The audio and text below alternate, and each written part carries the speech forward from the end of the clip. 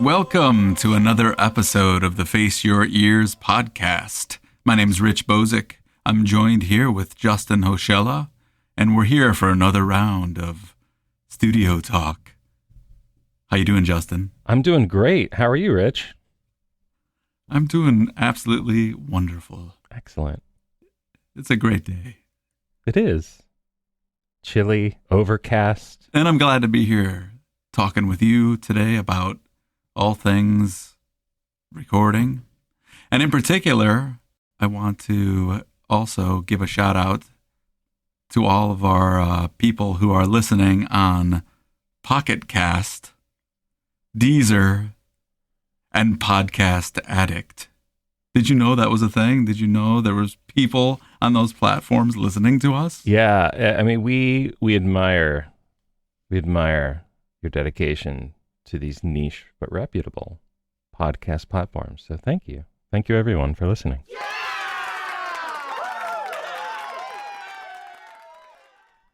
So, today, we are meeting up to talk about another piece of the puzzle when it comes to home recording: microphones. The very thing in front of our face at this moment. Yes, microphones. Yes. Today, we are talking about not only microphones, but important accessories that you'll want to consider when using a microphone, just so that you get the best recordings out of them. And so with that, we want to dive right in. So, Rich, take it away. All right. Well, the first thing that I want to ask with regard to microphones is, what kind of mics are out there? Yeah. Can you talk about that a little bit, Justin? Sure, I can kick that off. So there's sort of two classes of microphones. There are active microphones and passive microphones. Active microphones require some kind of external electrical signal to power them. So they're essentially like powered microphones, if you will. Wait. Could this be where more phantom power comes into play? Phantom power. Yes. So I think we've talked about phantom power a couple times on this show. Yeah. And so, yeah, phantom power is something you'll find on a lot of audio interfaces, even mixers, that allow you to power microphones. So there are, broadly speaking, passive and active microphones, those active microphones requiring phantom power. And passive microphones, you can just plug straight in using an XLR cable, which we've talked about in previous episodes. Underneath that sort of broad umbrella of passive versus active, there are three main categories to think about. There are dynamic microphones, condenser microphones, and ribbon microphones. So dynamic microphones are fairly common. So you'll see these almost invariably with live performance. So if you go to a concert, whether it's heavy metal or folk, they're almost definitely using a dynamic microphone. One of the most popular tried and true is the Shure SM58. So almost definitely the artist is using some derivation of a Shure SM58 dynamic microphone. They're workhorses. They're not only really durable, but they do well in a live setting for various reasons, including their signal response. So you have to be fairly close to that microphone, and it's not going to pick up a lot of the stuff around it very well, which is ideal in a live setting, right? Like you don't want when you got stuff blasting on stage, you got the drummer wailing away back there and the guitarists playing. You don't want to pick all that stuff up into your mic. Exactly. And if you look at a condenser microphone, it's kind of the opposite. It's very sensitive, picks up a lot of nuance, which is ideal for a studio setting. So if you're recording vocals or strings or a guitar, something with a lot of nuance to it, drums, whatever, you want that nuance. And so a condenser mic plays a really important role in recording in a studio environment. And a condenser microphone almost always requires phantom power. So something to consider there. And then the ribbon microphones are kind of a niche microphone, I guess, a little bit. What is that? I've never heard of a ribbon microphone. What is A ribbon microphone has literally like I think it's like a metallic or some sort of literal ribbon, like tape that's like metal coated or something like that, that's vibrating inside the microphone. And that's the way it sort of translates the signal into, electrical impulses so that you can record it. And they're very, very sensitive. And generally speaking, I think they are powered. They're active microphones, so you need phantom power. There are some cases though where they're not. And so if you power a passive ribbon microphone, you could potentially destroy it. However, realistically, you're probably not going to pick up a ribbon microphone unless you are a high-end studio recording engineer. But just, something interesting to know, and that they're out there. I think ribbon microphones are great for recording very delicate performances, like a solo string player, violinist, cellist, that kind of thing. So, if all I have is a dynamic microphone at home, can I still record in my home studio? Yeah, absolutely. Dynamic microphones are great. And if that's what you have to record in your home studio, you can certainly use it to record demos or even full-fledged songs. So there's certainly nothing wrong with them. And they will definitely provide a very straightforward kind of sound. Let me ask you this. If all I have is a condenser and a ribbon microphone, can I play a gig with those? I would hesitate, I think, to use a condenser mic, certainly a ribbon microphone, in a live setting. Not only because they're really expensive, and so let's say I inherited it from my grandma. If you inherited it from your grandma, I would honor your grandmother by leaving it at home. So I don't think a condenser mic really, has, at least for most bread and butter kind of purposes, the condenser mic usually doesn't have a place in a live setting. And so the nice thing about dynamic microphones is they're very affordable. You can get a Shure SM58 nowadays, probably well under $100. So they're pretty accessible. I mean, as far as microphones go. So. Yeah. You can find used stuff as well. Yeah. I mean, there's so much stuff out there now. It's raining microphones wherever you go. Absolutely. So yeah, I think that's something to consider. That if you do have a condenser mic, it really is a studio tool, whereas a dynamic mic is more of a live performance tool. However, the dynamic mic does kind of cross that line into the studio as well. It's a little more versatile in that way. I think it's just good to mention too that the condenser mic is just going to color the sound. So that's something that really nice high-end microphones do is they can offer a nice color or clarity or crispness to the signal. Whereas a dynamic microphone, it's going to be pretty flat, pretty straightforward. Okay. So when I'm going out to buy a microphone, what are some of the considerations that I want to keep in mind? Yeah, I think, again, it's application. So are you using this in a live setting? Are you wanting to do more recording in a studio? And from there, just looking at what your budget will allow. So, if your budget is more limited, places like Sweetwater.com have fantastic packages with not only a great microphone, but some of the accessories, which we'll talk about in a minute, for you to kind of get in a bundle that makes it a lot easier to get started. And if you're someone that has a little more to invest and is looking to just kind of focus on studio recording, a really nice condenser mic is worth looking into and investing in. Not only for vocal recording applications, but really any kind of instrument or even amp, like a guitar or bass amp. So I notice with the condenser mics, there's a whole slew of them out there that all have different claims as to what kind of effect you'll get recording with this mic, some with a really high price tag. A lot of people have this impression that if they want a good recording, they have to spend 10 grand minimum to be able to sound like a recording studio at home. What are your thoughts on that? Yeah, it's actually 5 grand minimum. Just kidding. Yeah, I think that's marketing, honestly. I mean, you can honestly record a really great song with a Shure SM58 that we mentioned before. There's certainly nothing stopping you from doing that.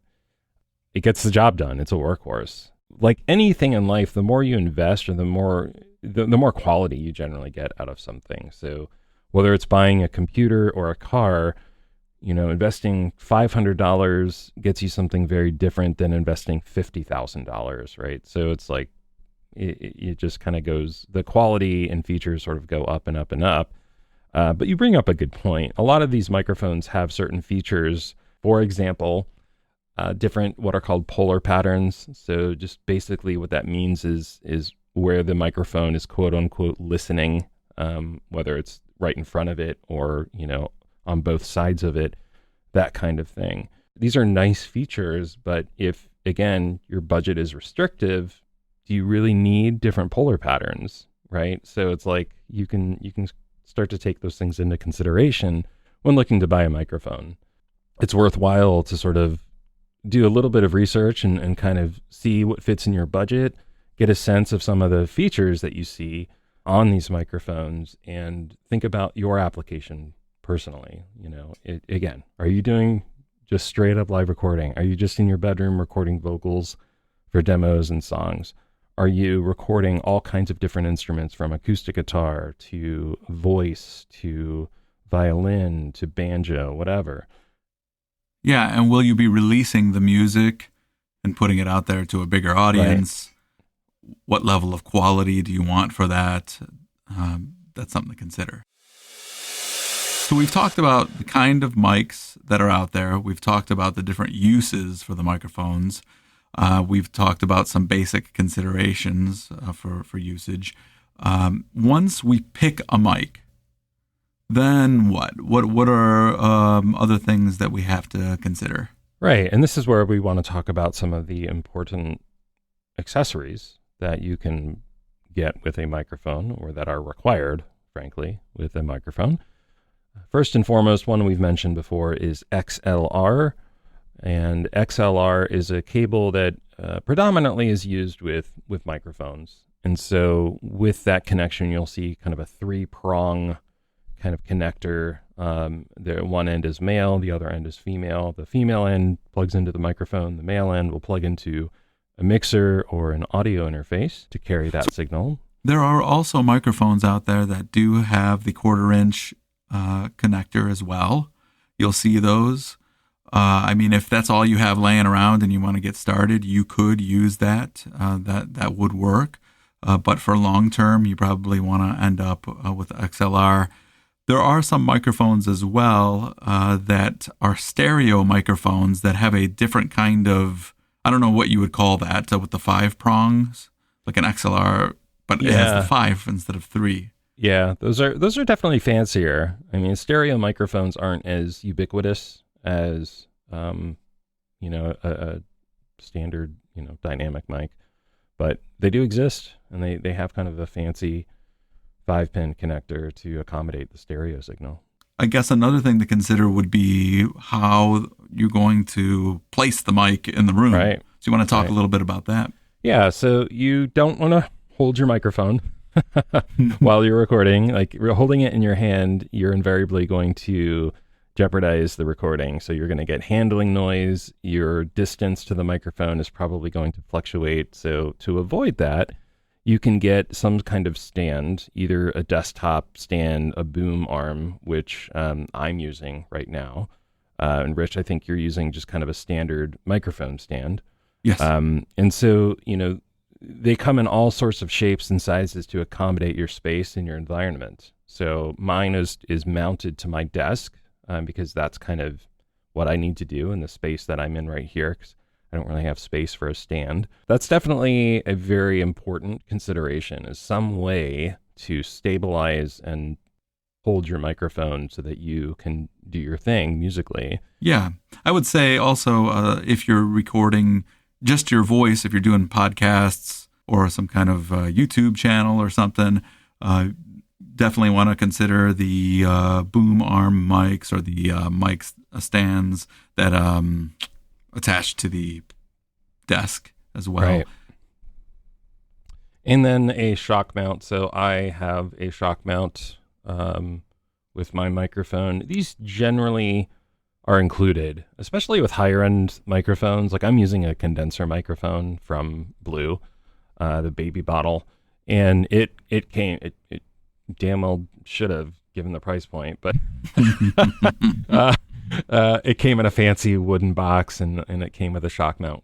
And a shock mount basically is a way to hold the microphone onto the microphone stand. So these condenser mics are kind of gripped by the shock mount. The shock mount usually has like elastic kind of bands that allow the microphone to kind of move and flex gently if it's moved or touched. So it kind of just floats there. The other is just kind of your standard clip. So if you think about like a live show, that artist is up there and they've got that dynamic microphone. It just kind of snaps right into that clip. And these do come in various sizes, so that's something to consider.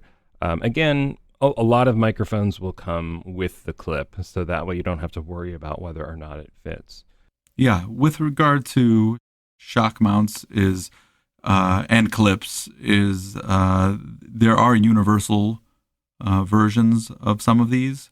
So there might be a shock mount that could fit a lot of different mics, and same with the clips. There's like a universal clip that can hold on to a lot more mics. So something to look at as well. Yeah, and generally these are universal in terms of like the thread that connects to the microphone or arm stand.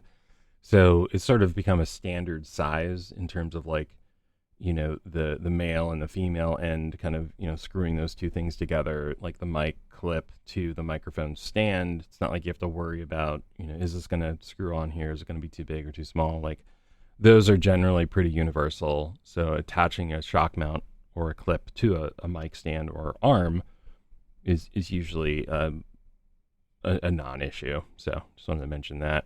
Mm-hmm. And then I think one of the most important accessories you can invest in is a pop filter. So you and I are both using pop filters right now. And so we can say things like Polly picked a peck of pickled peppers without, it exploding and like clipping, because the pop filter will actually filter what are called plosives. So those hard sort of explosive kind of sounds like P's and B's and that sort of thing when you're talking and singing.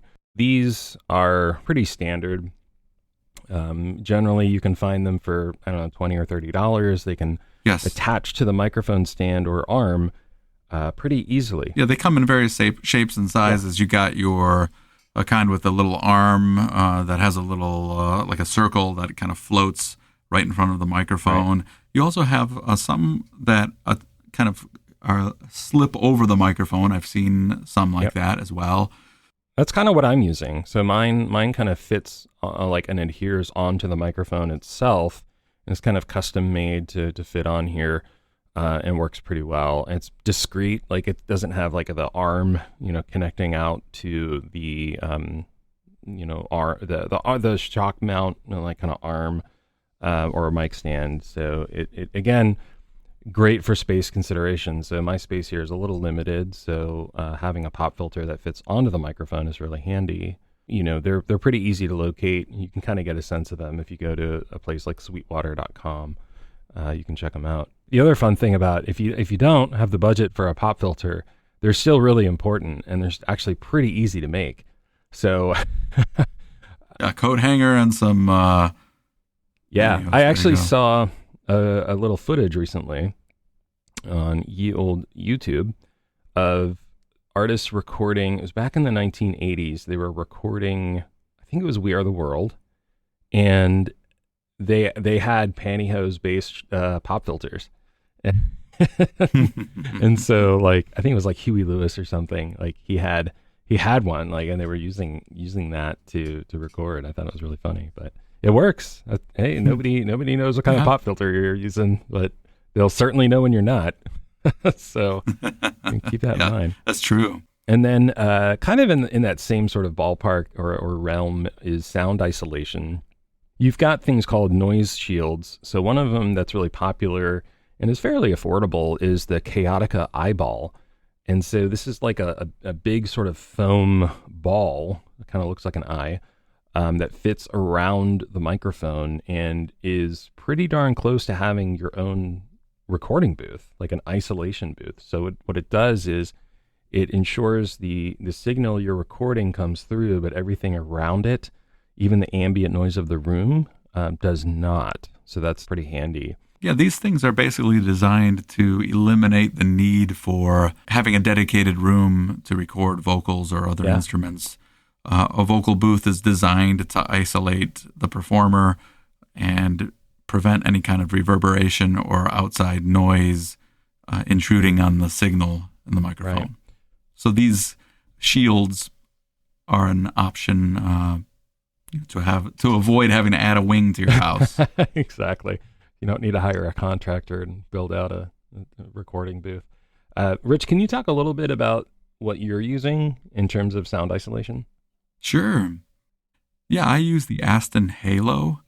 Some of my friends have said it kind of looks like a Darth Vader mask. It does. Yeah. Behind my microphone. That's accurate. It's kind of like like a half circle with some texture made out of like a shaped foam that kind of envelops the back of the microphone, isolating it essentially. Yeah, so this one's a little more high end. It's a little pricier. I splurged. But there are other options out there that do the job that aren't as pricey. Yeah. If you just hop on Amazon, just read some reviews and try some things out. Right. I'm sure you'll find something that works well. If you do have the budget, the Aston Halo is great. You can actually get collapsible sound booths now. So if you go onto Amazon or other sites like it, I'm not sure if Sweetwater carries them or not, but you can actually buy collapsible sound booths and kind of set them up in your living room or bedroom or whatever. Yeah, and if you're the kind of person who had to build your own like pop filter and you like to do the DIY thing, another option is if you got to record at home and you need noise isolation, oftentimes a closet that's filled with stuff, preferably clothes, is a good solution. I've had some students in the past, when they had to do a good recording, they would just push the clothes aside in the closet, maybe hang a sheet on the back wall and maybe a sheet behind them, or close the door behind them if the closet is big enough, and set your microphone and your stand in there and record in your closet. The main point being you're trying to isolate the microphone, so that's why all of these things exist. This is great. I think we've laid down a good foundation for people wanting to start shopping for microphones and want to know more about some accessories. So basically, we laid out some of the stuff about mics in the beginning, and then we talked through a little bit about the cable, the way you're going to house the mic in the room via stand or boom arm or whatever, and then shock mount to prevent any kind of, bumping of the microphone to interfere with your recording, and then the pop filter to stop with the plosives, and noise isolation to cut out outside noise. So there we go. I think we've laid it all out. Do you have anything else to add? No, I think this is great. I think this is for folks that are new to this arena and want to get started. Hopefully this gives you a sense of what to start thinking about and what to start looking into for your own purposes. With that, I think we can go ahead and wrap things up for this episode. So thanks again, Rich, once again for joining me on Face Your Ears, and we will catch you on the next episode. Bye, everyone. Excellent. Take care, everyone. Thank you for listening to the Face Your Ears podcast. We hope you found it entertaining and informative. Check us out on social media and be sure to like, comment, and subscribe. For more information related to our podcast, head on over to www.faceyourears.com. Links can be found in the show description. And remember, whether you're a musician just starting out or a seasoned professional looking to talk shop, it's time to face your ears.